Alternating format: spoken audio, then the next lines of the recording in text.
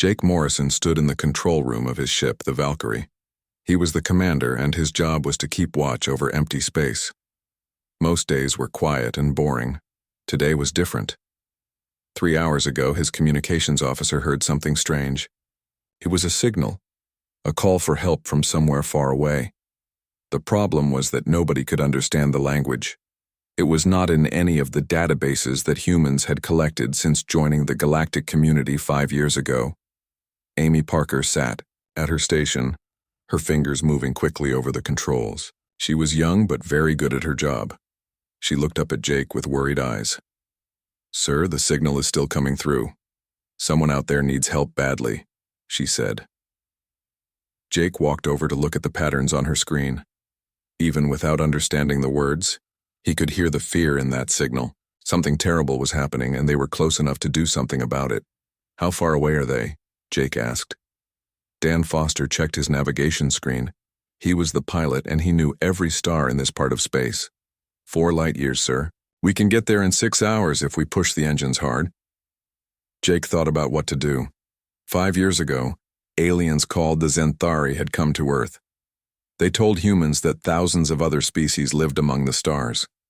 Earth joined something called the Galactic Council, a group of planets that worked together. But humans also learned something else. Earth was special. It was what the aliens called a Class 12 death world. Most aliens came from gentle planets with light gravity and calm weather. Earth was different.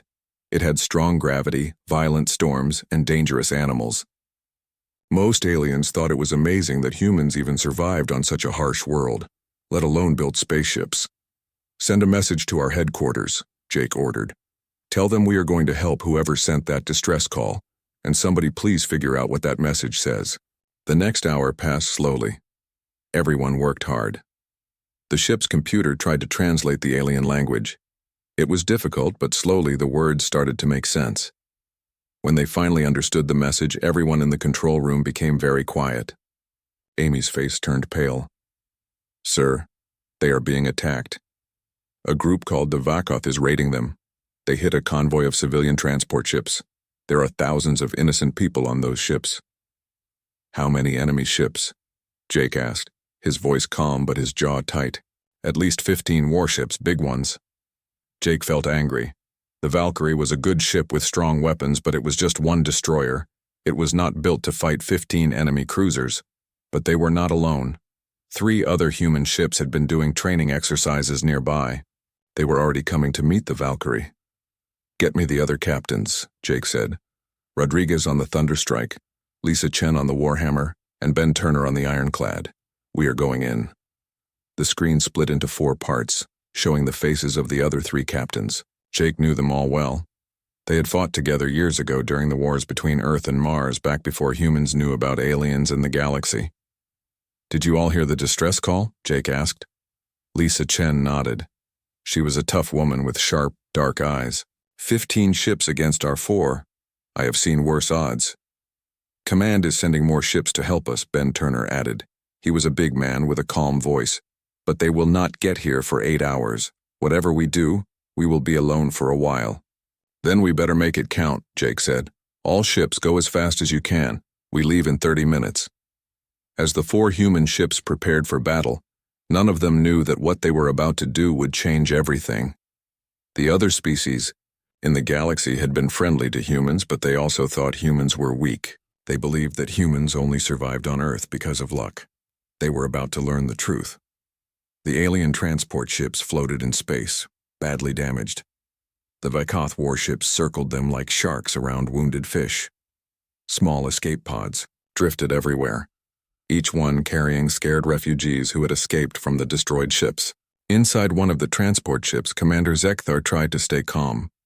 He was Lithari, a species of peaceful traders. His people had no weapons, no way to fight back against raiders like the Vakoth. His 3 hearts beat fast with fear. "How long until the peacekeepers arrive?" he asked his communications officer. The galactic peacekeepers were like police for space. They were supposed to protect everyone. 2 hours if they got our message, came the shaky answer. 2 hours was too long. Already 3 of the 5 transport ships had been blown apart. The Vakoth were mean and careful. They would break the ships, steal everything valuable, and then kill everyone left alive. "Sir," the sensor operator called out. 4 new ships just arrived. They came out of faster-than-light travel. Zekthar felt his hope die. More raiders. They were all going to die. But then the operator said something strange. "Sir, they are sending Galactic Council codes. They say they are human ships." Humans? Zekthar had heard about humans. They were the newcomers from the Deathworld. He had never met one or seen their ships. Only 4 ships against 15? They must not understand how much danger they are in. The human ships appeared on his screen.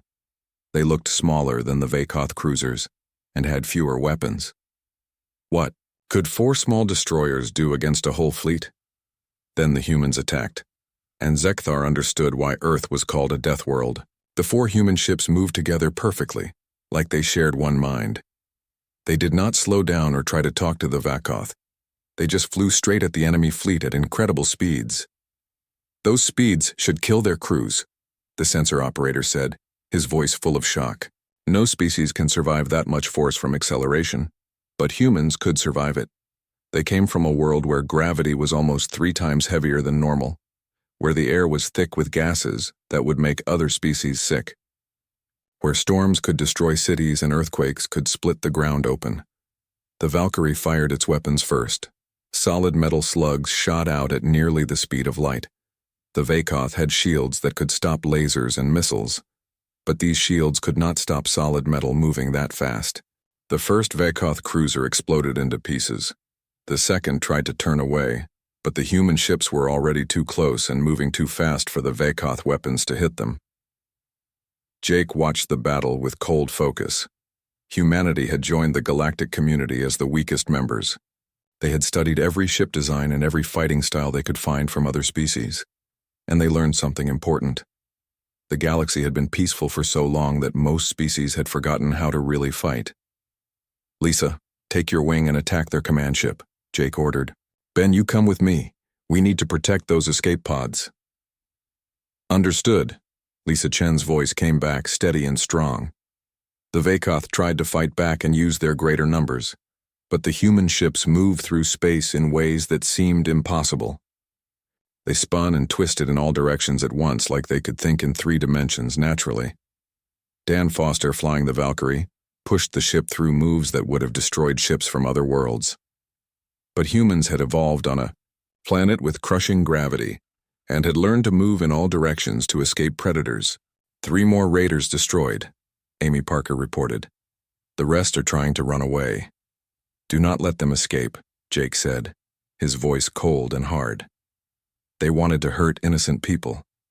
Let us teach them what happens when you face real predators." Commander Zekthar watched the battle from his damaged ship and could not believe what he was seeing. Everything he thought he knew about fighting in space was wrong. The humans moved their ships in ways that should not be possible. They shot their weapons with perfect accuracy. They worked together like one creature with many bodies. "Open a communication channel to those human ships," Zekthar said quietly. "Channel open." "Commander." Zekthar spoke carefully, still shocked by what he was watching. "Human ships, this is Commander Zekthar of the Lithari Transport Bright Horizons. Your help is far more than we hoped for. What can we do to help you?" The answer came quickly. The human voice sounded calm, even though a huge battle was happening all around. "Commander Zekthar, this is Commander Jake Morrison of the Earth Defense Force ship Valkyrie. Keep your people safe in their escape pods. Stay away from the fighting. We will finish this soon." Soon. The human said it like destroying an entire raider fleet was easy and simple. Zekthar pulled up information about humans from the computer. There was not much, mostly science reports and cultural notes. But one section made him stare in shock. It was about human bodies and abilities. He read the list with growing surprise. Humans came from a world where gravity was almost 3 times normal. Their air had 21% oxygen, enough to hurt most other species. Their planet had storms with winds over 300 kilometers per hour. The ground shook and broke apart regularly. Volcanoes erupted. Space rocks sometimes hit the surface, and somehow on this nightmare world, a species had survived and grown strong. Humans had learned to hunt by chasing animals for days until the prey collapsed from exhaustion. They could throw objects hard and accurately enough to kill from far away. They built cities even though natural disasters kept trying to destroy them. "Sir," his sensor operator said, "the last Vakoth ship is trying to surrender." Zekathar watched as the human ship stopped shooting but kept their weapons pointed at the damaged raider. A voice spoke over the general communication channel. The accent was strange but understandable. "Vakoth ship, this is Captain Lisa Chen of the Earth Defense Force ship Warhammer. Turn off all your weapons. Prepare for us to come aboard. If you try to run or fight, we will destroy you immediately. Do you understand?" The Vakoth captain's answer was weak and full of fear. Zekathar had never heard a raider sound so scared. "We understand. Please do not send your Deathworlders onto our ship. We will do everything you say." Deathworlders. The word hung in space like something heavy. For years it had been just a science term, a way to classify certain planets. But now, watching these human ships patrol through the wreckage they had created, Zekathar understood it meant something more. It meant survivors. It meant warriors shaped by the most dangerous world in this part of the galaxy. It meant that humanity had spent millions of years learning to beat odds that would have killed any other species. Jake Morrison's face appeared on Zekathar's screen. The Lethari commander got his first good look at a human. The face looked harder than most species, with less soft tissue. The eyes pointed forward like a hunter's eyes, not to the sides like prey animals, but Zekathar also saw kindness there, and worry for the refugees floating in space. "Commander Zekathar, we will start bringing your people back to safety now. Our medical teams are ready if anyone is hurt. We also called the Galactic Peacekeepers. They should arrive within an hour." "Thank you, Commander Morrison," Zekathar said. He was still trying to process what he had witnessed. "I must ask, how did you defeat them so easily?" "The Vakoth are known as fierce warriors." Jake's face did not change much, but something in his eyes made Zekathar's 3 hearts beat faster. "Commander, on my world we have an old saying. It is not the size of the dog in the fight. It is the size of the fight in the dog. The Vakoth might be warriors, but we are survivors. There is a big difference." Over the next hour, the human ships worked hard to save everyone. They collected all the escape pods and helped the injured. Zekathar watched human crew members in their special suits move through the debris field. They worked with efficiency and purpose. He noticed they moved differently than other species. More smoothly, more aggressively. Even simple tasks like collecting escape pods looked different when humans did them. There was a competence that came from living on a world where one mistake could mean death. Amy Parker coordinated everything, her voice calm and professional. Pod 47 retrieved. 53 Lethari civilians aboard, all alive. Moving to Pod 48. By the time the Galactic Peacekeepers arrived, the human fleet had saved every single survivor. They had treated all the wounded and secured the surrendered Vakoth ship. The Peacekeeper commander was a Zenthari named High Captain Nexval. He looked at everything with visible shock. "Commander Morrison," Nexval said over the communication channel, "we received your report, but I must be honest. I did not believe it. 4 destroyers against 15 cruisers should have been a massacre." "It was a massacre," Jake replied simply, "just not the kind you expected." News of the battle spread through the Galactic Council faster than light itself. Within days, every species knew what had happened. The humans, the newcomers from the Death World, had destroyed a Vakoth raiding fleet by themselves and saved thousands of Lethari civilians. The response was immediate and mixed. Some species were grateful. Others were worried.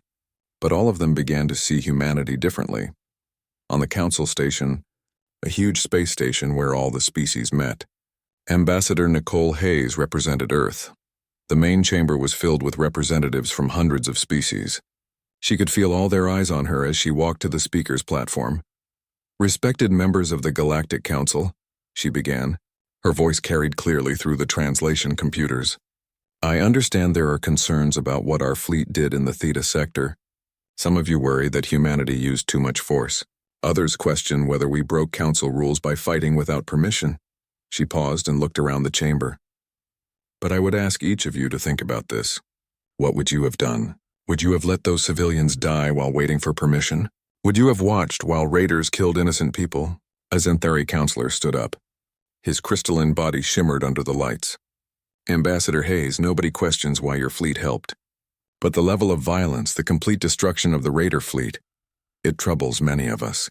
The galaxy has been peaceful for 300 years. We have forgotten how to fight wars, and maybe that is good. With respect, Counselor, Nicole replied.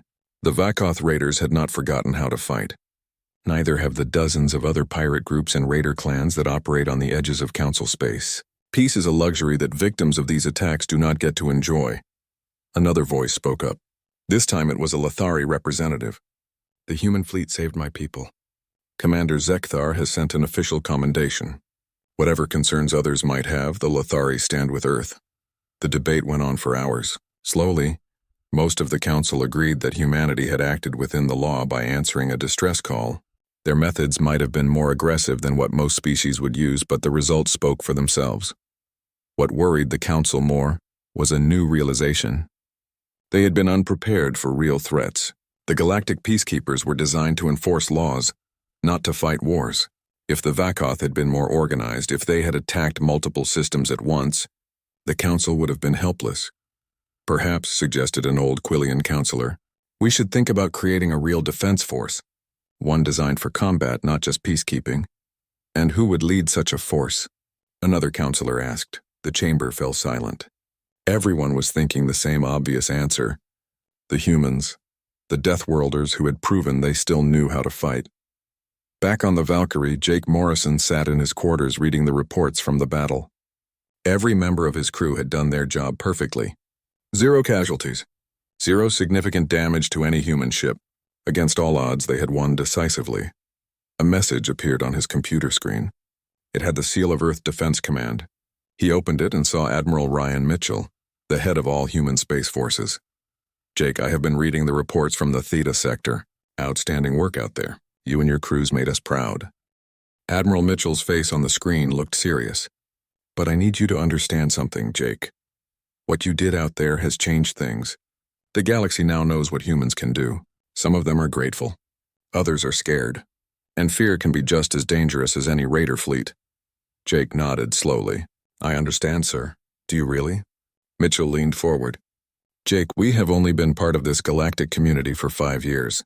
We are still learning about the politics, the alliances, the old grudges between species. Until now, we were the curious newcomers, the species from the strange world. But after this battle, we are something else. We are the ones people call when things go wrong, the Admiral continued. That is a lot of responsibility, son. It will come with expectations. Some species will want us to solve all their problems. Others will want us gone, because they see us as a threat to their peace. We need to be ready for both. What are you saying, sir? Jake asked. I'm saying get your fleet ready. The council is going to ask for our help officially. They will want us to train their peacekeepers, maybe even create a joint defense force, and there will be others, groups like the Vakoth, who will see what happened as a challenge. They will want to test themselves against the Deathworlders. Jake felt a heavy weight settle on his shoulders. He had joined Earth Defense Force to protect humanity, to make sure the old wars between Earth and Mars never happened again. Now he was being asked to protect an entire galaxy. We will be ready, sir, he said finally. I know you will, Jake. One last thing. Never forget why you fought that battle. You saved thousands of innocent lives. Whatever happens next, whatever politics or power games come from this, that is what matters. We are not conquerors. We are not looking to control anyone. We are survivors who learned to protect each other, and now we are extending that protection to others who need it. After the call ended, Jake sat in silence. He thought about the Admiral's words. Through his window, he could see the other ships of his small fleet. Their lights were steady in the darkness of space. They were humans, survivors from a death world that had tried to kill them at every turn. They had learned to adapt, to overcome, to never give up. Now they were being asked to share those lessons with a galaxy that had forgotten what it meant to truly fight for survival. It was a heavy burden, but Jake knew they would carry it. Because that is what humans did. They survived, they adapted, and they protected those who could not protect themselves. 6 months passed. The galaxy had changed in ways both small and large. The Galactic Council had officially established the Joint Defense Initiative. It was a military force designed to respond to threats that the peacekeepers could not handle. And as everyone expected, they asked humanity to lead it. Jake Morrison had been promoted to Commodore, a higher rank. He was now in command of a mixed force that included ships and crews from a dozen different worlds. The cultural challenges were huge. Everything from what air they breathed to when they slept to what they ate had to be carefully managed. But slowly and steadily, it was working. Amy Parker, now promoted to commander, managed the integration of alien crew members aboard the Valkyrie. She had learned to speak 6 different languages. She had become skilled at helping different species work together when they argued or misunderstood each other. "How is our Zenthari tactical officer doing?" Jake asked during their morning meeting. "Lieutenant Kexnor is adjusting well," Amy reported. "He was doubtful at first about human combat methods, but after running practice battles in the computer, he became a believer. He actually told me yesterday that he finally understands why we train the way we do. And the others? The Lithari engineers are amazing. They have improved our power efficiency by 12%. The Quillian communications specialists have combined their sensor technology with ours. Even the Draviks, despite their initial worries about serving with Deathworlders, have proven to be excellent navigators." Jake nodded, satisfied. The integration was going better than he had hoped.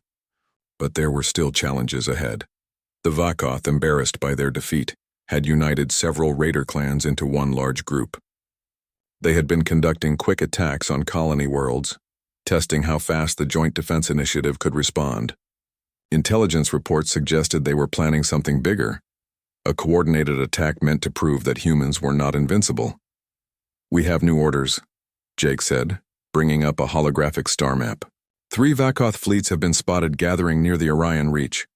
Council intelligence believes they plan to attack the Lithari colony on New Dawn. Population is 2 million. Amy studied the map.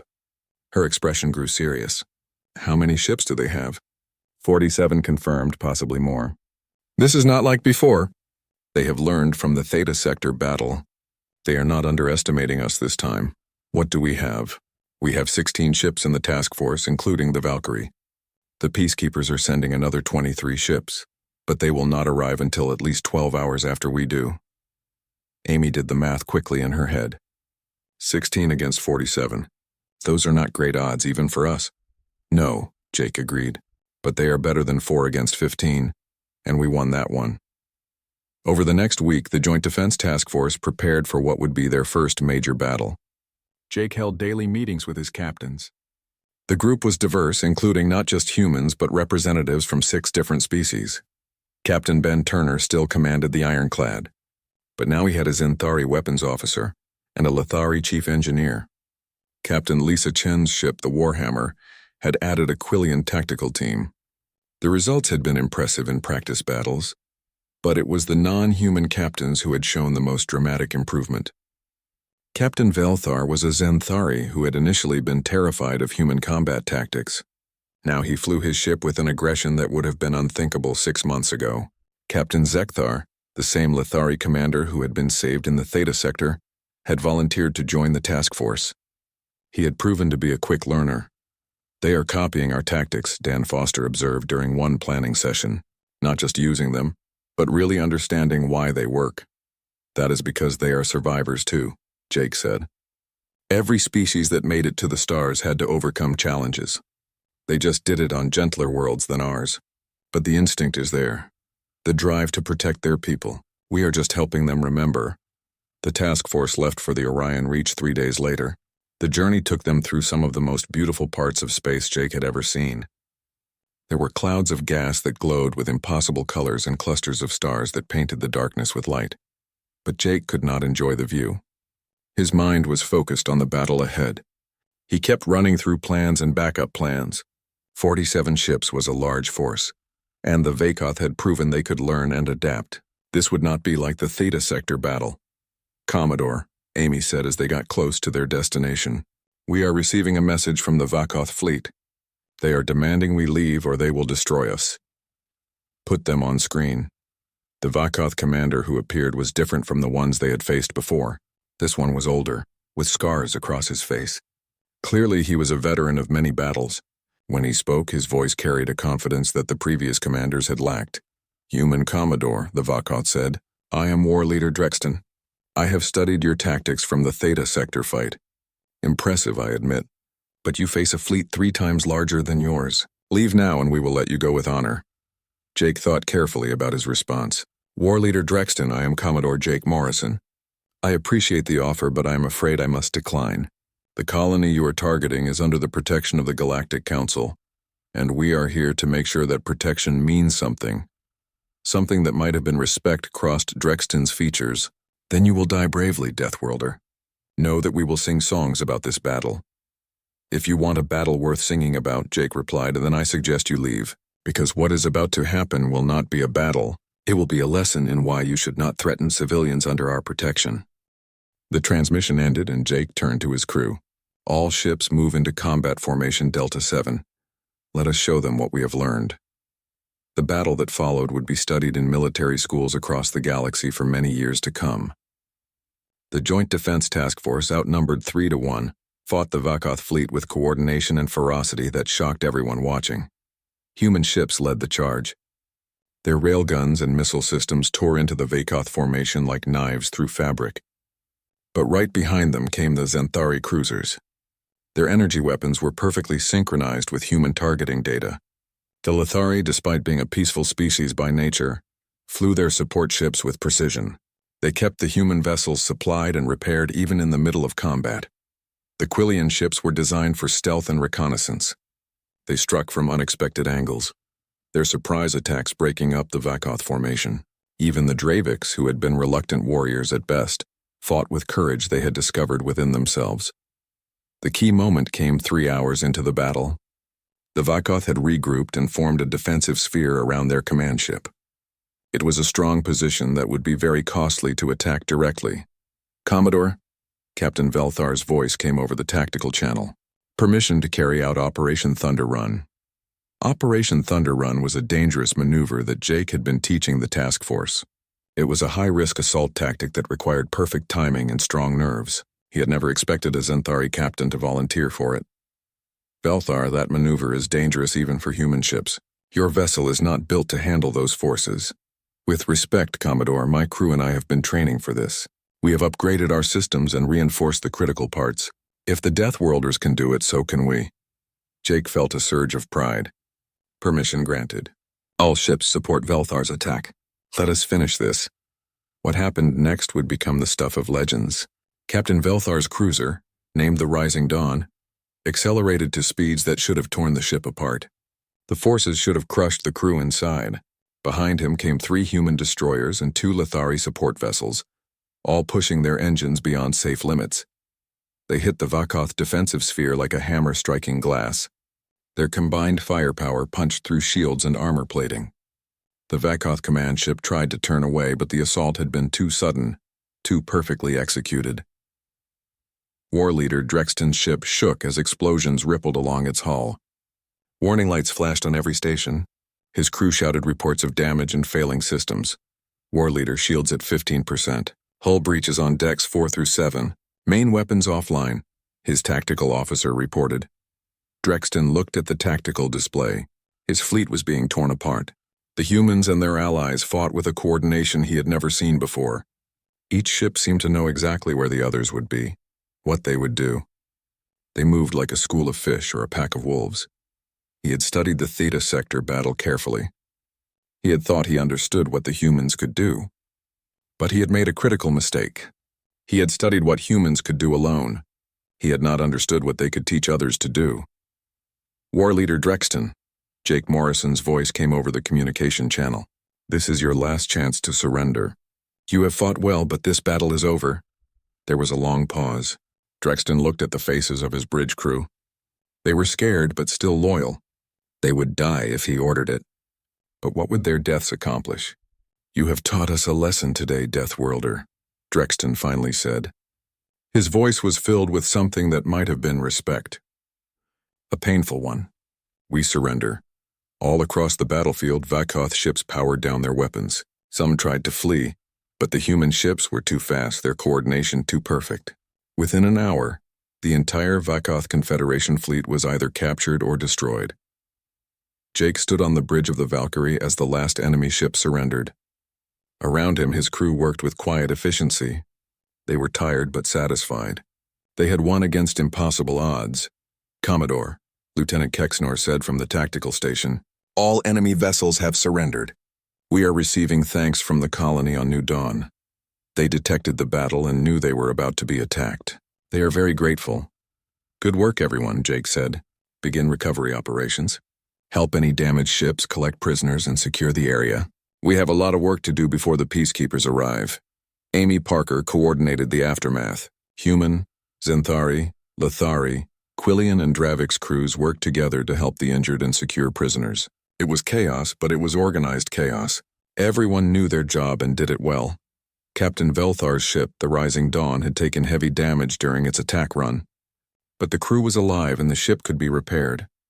Jake called him personally to offer congratulations. Captain Velthar, that was some excellent flying out there. You made your people proud. The Zenthari captain's crystalline face seemed to glow brighter. Thank you, Commodore. 6 months ago, I would never have believed I could do such a thing. But you and your people have taught us that courage is not something you are born with. It is something you choose. Jake felt something warm in his chest. Pride, but not just for his own species. Pride for all of them, for everyone who had fought today. Later, as they waited for the peacekeepers to arrive, Jake called a meeting of all the captains. Their faces appeared on his screen, some human, some alien, all showing the same expression of tired satisfaction. I want to say something to all of you, Jake began. 6 months ago, we were separate species trying to learn how to work together. Today, we are a team. We are a force that protected 2 million innocent people from harm. Each of you showed courage and skill that would make any military in the galaxy proud. He paused, looking at each face. But more than that, you showed something else. You showed that the best parts of humanity are not unique to humans. The drive to protect others, the courage to face danger, the willingness to sacrifice for something greater than yourself. These things exist in all of us. We humans just had to remember them first because our world forced us to. But they were always in you too. Lisa Chen spoke up. Jake is right. I have been thinking about this a lot. We call Earth a death world, but maybe that is the wrong way to think about it. Maybe every world is a death world in its own way. Every species had to overcome something to reach the stars. We are just helping each other remember how to overcome new challenges. Captain Zekthar nodded, his Lithari features thoughtful. My people are traders and explorers. We thought we had left our warrior days behind millions of years ago. But today I remembered something. Sometimes the greatest act of exploration is defending what you have discovered. Sometimes the greatest trade you can make is offering your life to protect others. Ben Turner laughed, a warm sound. Listen to us getting all philosophical after a battle. But you are right. All of you. We are building something new here. Something the galaxy has not seen before. The meeting ended and the captains returned to their duties. Jake sat alone for a moment, thinking about what they had said. They were right. They were building something new. Not a human empire or a military dictatorship, something better. When the galactic peacekeepers finally arrived, they found the situation completely under control. The Vakoth prisoners were secured, the wounded were being treated, and the Joint Task Force was already beginning repairs on their ships. High Captain Nexval, the same Zenthari who had witnessed the aftermath of the Theta Sector battle, looked at the reports with wonder. Commodore Morrison, I am reading reports of 47 enemy vessels engaged and either captured or destroyed. Your force of 16 ships should not have been able to do this, Jake smiled. With respect, High Captain, we were not just 16 ships. We were 16 ships full of people who remembered why they fight. That makes all the difference. News of the battle at Orion Reach spread even faster than the news from Theta Sector had. The galaxy watched in amazement as the recordings showed 16 ships defeating a force 3 times their size. But what amazed them more was seeing different species working together with such perfect coordination. The Galactic Council called another emergency session. This time the tone was different. There was less fear and more curiosity. The representatives wanted to understand how the Joint Defense Initiative had achieved such success. Ambassador Nicole Hayes stood before the council again, but this time, she was not alone. Standing with her were representatives from each species in the Joint Defense Initiative. Captain Velthar represented the Zenthari. Captain Zekthar spoke for the Lithari. There were also representatives from the Quillian, Draviks, and 3 other species. Honored council members, Nicole began. 6 months ago, we stood here discussing whether humanity's response to the Theta Sector incident was appropriate. Today, we stand here to discuss something more important. We want to talk about what we have learned by working together. Captain Velthar stepped forward. His crystalline body caught the light beautifully as he spoke. I will be honest with you all. When I first joined the Joint Defense Initiative, I was terrified. The humans came from a death world. Their methods seemed reckless and dangerous. I thought they would get us all killed. He paused, and something like a smile crossed his alien features. I was wrong. The humans did not teach us to be reckless. They taught us to be brave. They taught us that sometimes the careful, safe choice is not the right choice. They taught us that protecting others is worth taking risks. Captain Zekthar spoke next. My people are peaceful. We have always believed that violence is wrong, that there is always a better way. But the humans taught me something important. Choosing not to fight when innocents are being hurt is not peace. It is cowardice. Real peace requires strength. It requires being willing to stand between danger and those who cannot protect themselves. One by one, each representative spoke. They told stories of training with humans, of learning new ways to think about combat and defense. They spoke of the friendships they had formed, the respect they had gained for each other. A Quillian representative, a female named Silvara, spoke about her experience. In our culture, we value intelligence and careful planning above all else. When the humans first showed us their combat simulations, we thought they were insane. They moved too fast, took too many risks. But then we started to understand. They were not being reckless. They were being decisive. On their world, hesitation means death. They learned to make quick decisions and commit to them fully. Now we are learning the same thing. The council listened with growing interest. What they were hearing was not a story of human dominance or alien submission. It was a story of mutual growth and learning. An old counselor from a species Jake had never heard of stood up slowly. I have been part of this council for 50 years. In that time, I have seen many proposals for military cooperation between species. All of them failed because each species tried to maintain their own identity, their own way of doing things. How have you succeeded where others failed? Nicole looked at the other representatives and they all nodded. She turned back to the council. We succeeded because we did not try to make everyone the same. We learned from each other. Humans taught the others about aggression and decisiveness. The Xanthari taught us about energy weapon coordination. The Lithari taught us about efficient ship repair and maintenance. The Quillian taught us about stealth and sensor technology. Everyone brought something valuable, and we all grew stronger together. The session ended with a vote. The Galactic Council officially expanded the Joint Defense Initiative. They allocated resources for new ships, new training facilities, and new recruitment efforts. Species from across the galaxy began applying to join. On the Valkyrie, life continued. Jake Morrison walked through the corridors of his ship, noting how much it had changed in just 6 months. Human crew members worked alongside Xanthari, Lithari, Quillian, and Dravix. Different languages mixed in the air. Different foods cooked in the mess hall. Different traditions and customs blended together. He stopped at the observation deck where several crew members were taking a break. Lieutenant Kexanor sat with Amy Parker, both of them looking at a tactical display and discussing strategy.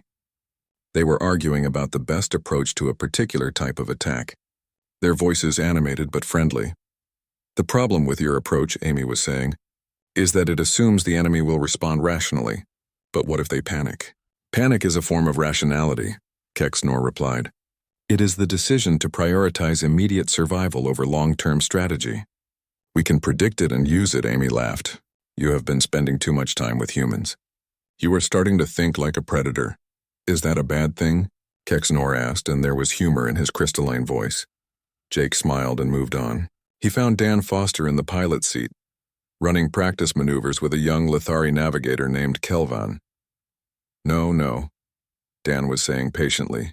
You need to think in 3 dimensions. Forget about up and down. In space, those directions do not exist. Every direction is equal. Try the maneuver again. The Lithari's hands moved over the controls and the simulation showed the ship moving through a complex pattern. This time it was better, smoother. Good, Dan said with approval. You are getting it. Remember, your instincts from your homeworld will try to tell you that down is dangerous and up is safe. Ignore those instincts. Trust the math and the sensors. Jake continued his walk, feeling satisfied. This was what they were building. Not just a military force, but a community. Different species learning from each other, growing together. He ended up in his quarters where a message was waiting for him. It was from Admiral Mitchell again. Jake, I am hearing excellent reports from the Council. They are very impressed with what you have built. Earth is proud of you and your crew. But I am calling for another reason. We have detected some unusual activity on the far edge of Council space. It might be nothing, but I want you and your task force to investigate. Coordinates are attached. Be careful out there. Jake looked at the coordinates. It was far from any inhabited systems out in the deep dark between the spiral arms of the galaxy. What could be out there? He called a meeting of his senior staff. When everyone was assembled, he shared the Admiral's message. What do we know about that region? Lisa Chen asked. She had come aboard the Valkyrie for the meeting. Not much, Amy replied, pulling up what little data existed. It is unexplored territory. No habitable planets, no resources worth mining. There is no reason for anyone to be out there, which makes it the perfect place for someone to hide, Ben Turner observed. Jake nodded. Exactly. Whatever is out there, they do not want to be found. The question is why. Lieutenant Kexnor studied the data carefully. Commodore, I am seeing some very faint energy signatures in that region. They are almost too faint to detect, but they are there. If I had to guess, I would say someone is running a large operation with heavy shielding to hide it. Pirates? Raiders? Dan Foster suggested. Maybe, Jake said. Or maybe something else. Something new. Either way, we need to find out. Prepare the task force. We leave in 6 hours. As the meeting ended and everyone left to prepare, Jake sat alone for a moment. 6 months ago, he had been a simple destroyer captain on a routine patrol. Now he was a Commodore leading a multi-species task force into unknown territory. He thought about how much had changed and how much more would change in the future. Humanity had come to the stars as the curious newcomers from a death world. They had proven themselves in battle, yes, but that was not their greatest achievement. Their greatest achievement was showing the galaxy that strength and compassion could exist together, that protecting others did not make you weak, it made you strong, that the lessons learned on a harsh world could help gentle species remember their own inner strength. The galaxy was changing. Species that had been peaceful for centuries were remembering how to defend themselves. Species that had been isolated were learning to work together. And humans, the Deathworlders, the survivors, were at the center of it all, not as conquerors or rulers, but as teachers and partners. Jake stood up and looked out at the stars.